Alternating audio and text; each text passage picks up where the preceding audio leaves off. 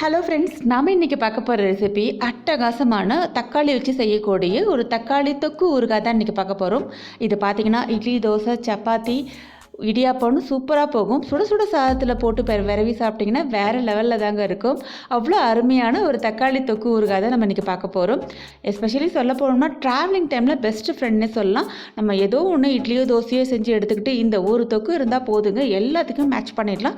அவ்வளோ அருமையான 6 மாதம் ஆனாலும் கெடாத தக்காளி தொக்கு ஊறுகாய் எப்படி பண்ண போகிறோம், எவ்வளோ ஈஸியாக இன்ட்ரெஸ்டிங்காக பண்ணலாம் தான் இந்த வீடியோவில் பார்க்க போகிறோம். வாங்க ஃப்ரெண்ட்ஸ், இதில் எல்லா டிப்ஸ் அண்ட் ட்ரிக்ஸுமே சொல்லியிருக்கேன். 6 மாதம் வரைக்கும் எப்படி கெடாமல் யூஸ் பண்ணுறதுக்கான டிப்ஸையும் நான் சொல்லியிருக்கேன். ஸோ எல்லாத்தையும் ஃபஸ்ட்லேருந்து ஸ்டார்டிங்லேருந்து பார்த்து ஃபுல்லாக பாருங்கள். அப்போ தான் உங்களுக்கு அந்த ஃபுல் ரெசிபியோட டீட்டெயில்ஸ் எல்லாம் கம்ப்ளீட்டாக கிடைக்கும். வாங்க வீடியோக்குள்ளே போகலாம். தக்காளி ஊறுகாய் செய்யறதுக்கு ஃபர்ஸ்ட் நம்ம தக்காளியை செலக்ட் பண்ணிக்கிறதுன்ற விஷயம் ரொம்பவே முக்கியங்க. நல்ல பழுத்த தக்காளியாக பார்த்து, நல்ல சிவந்த நிறத்தில் உள்ளக்கூடிய பழுத்த தக்காளியாக பார்த்து எடுத்துக்கோங்க. பழமாக இருக்கணும், அட் த சேம் டைம் குழன்னு இருக்கக்கூடாது. அழுத்தி பார்த்திங்கன்னா கொஞ்சம் ஹார்டாக இருக்கணும். அந்த மாதிரி டைப்பில் இருக்கக்கூடிய நல்ல ஃப்ரெஷ்ஷான தக்காளி ஒரு 1.5 கிலோ போல் எடுத்திருக்கேன். இந்த மாதிரி நல்லா ஃப்ரெஷ்ஷாக நல்ல ரெட்டிஷான கலரில் இருக்கிறதா பார்த்து எடுத்துக்கோங்க. அப்போ தான் நம்ம ரெசிபியும் நல்ல டார்க் கலரில் வரும். இப்போ நெக்ஸ்ட் ஸ்டெப்பை பார்க்கலாம். தக்காளியை நல்லா வாஷ் பண்ணிவிட்டு தொடச்சி எடுத்துருங்க. சுத்தமாக தண்ணியே இருக்கக்கூடாது, நல்லா ட்ரையாக இருக்கணும். இந்த தக்காளியை இந்த மாதிரி டபுளாக கட் பண்ணிவிட்டு இந்த போர்ஷன் இருக்கு இல்லையா, பர்டிகுலராக இந்த டாப் போர்ஷன் இருக்கு இல்லையா, இதை நம்ம கட் பண்ணி எடுத்துடணும். ஏன்னு பார்த்தீங்கன்னா இந்த தக்காளி செடிக்கு யூஸ் பண்ணக்கூடிய ஃபெர்டிலைசர்ஸ் எல்லாமே இந்த பர்டிகுலர் போர்ஷனில் தான் டெபாசிட் ஆகிருக்கும். ஸோ இந்த இடத்த நம்ம கட் பண்ணி எடுத்துடணும். இது இருந்தால் ஊறுகாய் சீக்கிரமாக கெட்டு போயிடும், உடம்புக்கும் நல்லதில்லை. ஸோ இதை கட் பண்ணி எடுத்துடலாம். கட் பண்ணி எடுத்துகிட்டு ஒரு போர்ஷனை பார்த்திங்கன்னா 4ஆக கட் பண்ணியிருக்கேன். ஸோ ஒரு தக்காளி 8 துண்டுகளாக நம்ம கட் பண்ணி எடுத்துக்க போகிறோம். இந்த மாதிரி அதை டாப் போர்ஷனை கட் பண்ணி எடுத்துகிட்டு 1.5 கிலோ தக்காளி இந்த மாதிரி நான் 8 துண்டுகளாக கட் பண்ணி எடுத்துக்க போகிறேன். இப்போது தக்காளி எல்லாத்தையும் நான் கட் பண்ணி ஒரு அடிகனமான வானிலையிலே சேர்த்துருக்கேன். பாருங்கள் எவ்வளோ கலர்ஃபுல்லாக இருக்குன்ட்டு. இந்த மாதிரி நல்ல கலர்ஃபுல்லான தக்காளியை சூஸ் பண்ணிக்கோங்க. இது கூட ஒரு அரை கைப்பிடி அளவுக்கு கல் உப்பு சேர்த்துருக்கேன். கண்டிப்பாக இந்த ரெசிபிக்கு கல் உப்பு தான் நீங்கள் சேர்க்கணும். இது கூடவே கொஞ்சமாக, அதாவது ஒரு 1.5 குழிக்கரண்டி அளவுக்கு நல்லெண்ணெய் விட்டுருக்கேன். கண்டிப்பாக நல்லெண்ணெய் சேருங்க. ஏன்னா தொக்கு ஊறுகாய் வகைக்கெல்லாம் பார்த்திங்கன்னா நல்லெண்ணெய் சேர்த்து தான் செய்யணும். அப்போ தான் அது கெடாமல் இருக்கும், டேஸ்ட்டும் அல்டிமேட்டாக இருக்கும். இப்போ இந்த உப்பு நல்லெண்ணெய் சேர்த்த இந்த தக்காளி பீசஸில் நல்லா கலந்து விட்டுருங்க. அதாவது அந்த ஈச் அண்ட் எவ்ரி பீசஸில் அந்த ஆயில் கோட் ஆகிற மாதிரி நல்லா கலந்து விட்டுருங்க. உப்பு நல்லா விரவி இருக்கிற மாதிரி எல்லா இடத்துலையும் ஸ்ப்ரெட் ஆகிற மாதிரி கலந்து விட்டுடலாம். இப்போது ஒரு லிட் வச்சு மூடி ஒரு 10 நிமிஷம் போல் கம்ப்ளீட் லோ ஃப்ளேமில் விட்டுருங்க. அது நல்லா பாயில் ஆகட்டும். அடிப்பிடிக்காது, நம்ம எண்ணெய் உப்பெல்லாம் சேர்த்துருக்கிறதுனால. பட் அப்பப்போ நீங்கள் திறந்து பார்த்து ஒரு கிண்டிக்கோங்க. இப்போ 10 நிமிஷம் ஆயிருக்கு பாருங்கள். தக்காளி எல்லாமே நம்ம ஒரு சொட்டு தண்ணி கூட சேர்க்கல, பட் தக்காளிலேருந்து எவ்வளோ ஜூஸ் வந்திருக்கு பாருங்கள். இது கூட நான் ஒரு லெமன் சைஸ்க்கு புளி எடுத்துக்க போகிறேன். இந்த புளியோட ஒரு போர்ஷன் காட்டுறேன் பாருங்கள். நாறு, நரம்பு, அந்த கொட்டை எல்லாத்தையும் கம்ப்ளீட்டாக எடுத்துருங்க. இப்போ இந்த அளவுக்கு நான் புளி சேர்த்துக்கிறேன். அதாவது அழுத்தி பிடிச்சோம்னா ஒரு லெமன் அளவுக்கு தான் இருக்கும். இதையும் சேர்த்து நம்ம ஒரு 5 மினிட்ஸ் எக்ஸ்ட்ரா விட்டு நல்லா பாயில் பண்ணி எடுக்க போகிறோம். கம்ப்ளீட் லோ ஃப்ளேமில் வச்சுருங்க. ஒரு 5 to 10 மினிட்ஸ் போல் இது அப்படியே பாயில் ஆகட்டும். 10 மினிட்ஸ் கழித்து நம்ம பார்க்கலாம். இப்போ பாருங்கள், தக்காளி நல்லா ஸ்மாஷ் ஆகிருக்கு, நல்லா கூழ் பதத்துக்கு வந்திருக்கு பாருங்கள். அதுலேருந்து எவ்வளோ ஜூஸ் வந்திருக்கு பாருங்கள். இப்போ இதை நல்லா கலந்து விட்டுட்டு ஆறின பிறகு மிக்சியில் ஜஸ்ட்டு ஒரே ஒரு சுற்று அந்த விப்பரில் போட்டு ஒரே ஒரு வாட்டி பிளெண்ட் பண்ணி எடுத்துக்கோங்க. நல்லா அரைச்சிடக்கூடாது.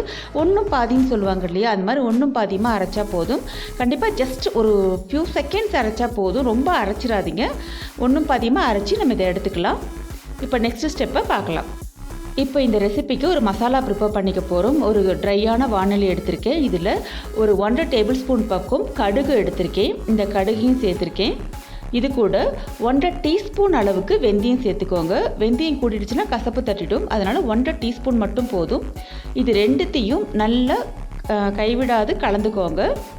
அதாவது பார்த்தீங்கன்னா கம்ப்ளீட் லோ ஃப்ளேமில் வச்சு தான் இதை வறுக்கணும். ஃப்ளேம் கூட இருந்தால் கண்டிப்பாக தீஞ்சு போயிடும். அதனால் கம்ப்ளீட் லோ ஃப்ளேமில் வச்சு வறுத்துக்கலாம். வெந்தயம் லைட்டாக அதோட கலர் மாறணும். கடுகு பார்த்திங்கன்னா நல்லா வெடிக்க விடணும். எனக்கு பழக்கன்றதுனால நான் ரெண்டுத்தையும் ஒன்றா சேர்த்து வறுக்கிறேன். பிகினர்ஸாக இருந்தால் தனித்தனியாக வறுத்துக்கோங்க. இப்போ பாருங்கள், கடுகு நல்லா வெடிக்க ஆரம்பிச்சிச்சு. வெந்தயத்தோட நிறமும் லேசாக மாறி இருக்கு பாருங்கள். போதும். இந்த ஸ்டேஜில் அடுப்பை ஆஃப் பண்ணிவிட்டு தனியாக ஒரு பிளேட்டுக்கு மாற்றிடுங்க. ஆறின பிறகு இதை நம்ம அரைச்சி பொடியாக எடுத்துக்க போகிறோம்.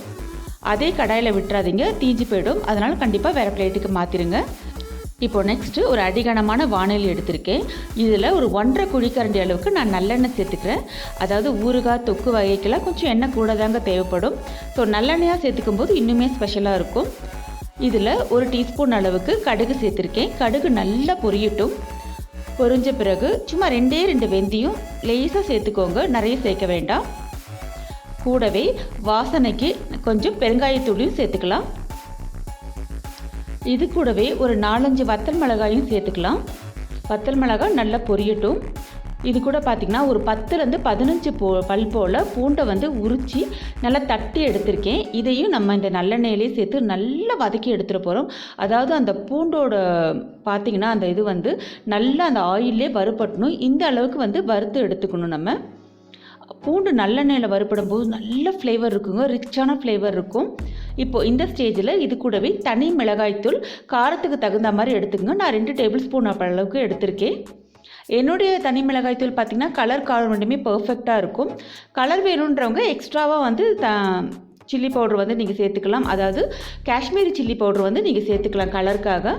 பட் என்னோடது பர்ஃபெக்டாக இருக்குன்றதுனால நான் எதுவுமே ஆட் பண்ணல. இப்போது இந்த சில்லி பவுடர், இந்த பூண்டு எல்லாமே சேர்ந்து நல்லெண்ணெயில் நல்லா அந்த பச்சை வாடை போக நல்லா வதக்கி எடுத்துடலாம். வதக்கினதுக்கப்புறமா நம்ம வந்து அரைச்ச விழுது இருக்கு இல்லையா, தக்காளி விழுது, அதையும் இது கூட சேர்த்துடலாம். சேர்த்துட்டு நம்ம சேர்த்த அந்த மசாலா, பூண்டு, எண்ணெய், தக்காளி விழுது எல்லாத்தையும் ஈவனாக பிளெண்ட் ஆகுற மாதிரி நல்லா கைவிடாது கலந்து விட்டுருங்க. கம்ப்ளீட் லோ ஃப்ளேமில் வச்சு நல்லா கைவிடாது ஒரு 5 to 10 மினிட்ஸ் போல் கலந்து விட்டுக்கோங்க. இந்த மாதிரி கலந்து விட்டுட்டு இருக்கும்போது நம்ம ஏற்கனவே வறுத்து அரைச்சி வச்சோம் இல்லையா, இந்த ஊறுகாய் மசாலா, அதாவது வெந்தய கடுகு பொடி, அதையும் இது கூட நம்ம சேர்த்துக்கலாம். இந்த ஊறுகாய் மசாலா அந்த தொக்கோட நல்லா ஈவனாக பிளெண்ட் ஆகுற மாதிரி கைவிடாது கலந்து எடுத்துக்கோங்க. ஃபைனலாக இந்த டோட்டல் ரெசிபிக்கு தேவையான மீதி உப்பையும் நம்ம சேர்த்துடலாம். எப்போதுமே இந்த ரெசிபிக்கு வந்து பார்த்திங்கன்னா உப்பு, புளி, காரம் எல்லாமே வந்து கொஞ்சம் தூக்கலாக இருந்தால் தான் நல்லாயிருக்கும். ஏன்னா நம்ம 4 படம் வச்சுக்க போகிறோம். அது மட்டும் இல்லாமல் தொக்கு ஊறுகாய் வைக்கலாம். இந்த உப்பு, புளி, காரம் வந்து கொஞ்சம் ஒரு சுள்ளுன்னு இருக்கணும்னு சொல்லுவாங்க இல்லையா, அந்த மாதிரி ஒரு படி தூக்கலாக தான் இருக்கணும். ஒரு 5 மினிட்ஸ் கம்ப்ளீட் லோ ஃப்ளேமில் வச்சு வதக்கி விட்டுருக்கேன் பாருங்கள். இப்போ அதுலேருந்து எண்ணெய் கசிய ஆரம்பிச்சிருக்கு பாருங்கள். இந்த மாதிரி எண்ணெய் கசிஞ்சு வரணும், ஓரங்களில் எண்ணெய் பிரிஞ்சு வரணும். கடைசியாக இது கூட நான் வந்து கொஞ்சமாக ஒரு 1 டீஸ்பூன் பக்கம் வெல்லம் சேர்த்துருக்குறேன். எதுக்காக இந்த வெல்லம்னு பார்த்தீங்கன்னா, இந்த உப்பு, புளி, காரத்தை வந்து நல்லா டோட்டலாக என்ஹான்ஸ் பண்ணி கொடுக்கும். அது மட்டும் இல்லாமல் இந்த வெல்லம் சேர்த்து செய்யும்போது பார்த்திங்கன்னா ஆந்திரா ஸ்டைலில் நமக்கு வந்து இந்த தக்காளி ஊறுகாய் கிடைக்கும். பாருங்கள், இதோட ஓரங்கள் எல்லாம் நல்ல எண்ணெய் பிரிஞ்சு வர ஆரம்பிச்சிருச்சு. இதுதான் பக்குவமான ஸ்டேஜ். ஸோ நான் இந்த ஸ்டேஜ் வரைக்கும் நல்லா கலந்து எடுத்துகிட்டு அடுப்பை ஆஃப் பண்ணிவிட்டு இதை அப்படியே விட்டுடுவேன். மறுநாள் காலையில் தான் வந்து இதை நான் வந்து வேறு பாட்டிலுக்கு ஸ்டோரேஜ் பண்ணுவேன். அது வரைக்கும் இது அப்படியே தான் இருக்கும். இந்த ஹீட்லேயே பார்த்திங்கன்னா, அந்த கடாயோட ஹீட்லேயே இன்னும் நல்லா சுருளை வதங்கி வந்துடும், நல்லா இறுக ஆரம்பிச்சிடும். இல்லை உடனே நீங்கள் ட்ரான்ஸ்ஃபர் பண்ண போகிறீங்கன்னா இன்னும் ஒரு 5 to 10 மினிட்ஸ் நல்லா சுருளை வதக்கி அதுக்கப்புறமா நீங்கள் வந்து ஸ்டோர் பண்ணி வச்சுக்கலாம். இப்போ மறுநாள் காலையில் காட்டுறேன் பாருங்கள், எந்த அளவுக்கு அழகாக சுருங்கி வந்திருக்கு பாருங்கள். பக்குவமான ஸ்டேஜ், கலர், டெக்ஸ்டர், டேஸ்ட் எல்லாமே பக்காவாக இருக்குங்க. இந்த அளவில் தான் இருக்கணும். இப்போ இதை வந்து நம்ம தினப்படி யூஸ்க்கு வந்து டெய்லி யூசேஜுக்கு ஒரு சின்ன பீங்கான் பாத்திரத்தில் நம்ம ஸ்டோர் பண்ணிக்கலாம். பீங்கான் ஜாடியில் நீங்கள் பல்காக யூஸ் பண்ணணும்னு நினச்சிங்கன்னா ஒரு கிளாஸ் கண்டெய்னரில், ஏர்டைட் கண்டெய்னர்லேயோ இல்லை ஜாடிலையோ நீங்கள் ஸ்டோர் பண்ணி வச்சுக்கலாம். இது 6 மாதம் ஆனாலும் கெடவே கெடாது. நான் சொன்ன மெத்தடை கரெக்டாக யூஸ் பண்ணி, நான் சொன்ன டிப்ஸை யூஸ் பண்ணி நீங்கள் செய்யும்போது 6 மாதம் ஆனாலும் நிச்சயமாக இது கெட்டே போகாது. டெய்லி யூஸ்க்கு நம்ம யூஸ் பண்ணிக்கலாம் கொஞ்சமாக எடுத்து வச்சு.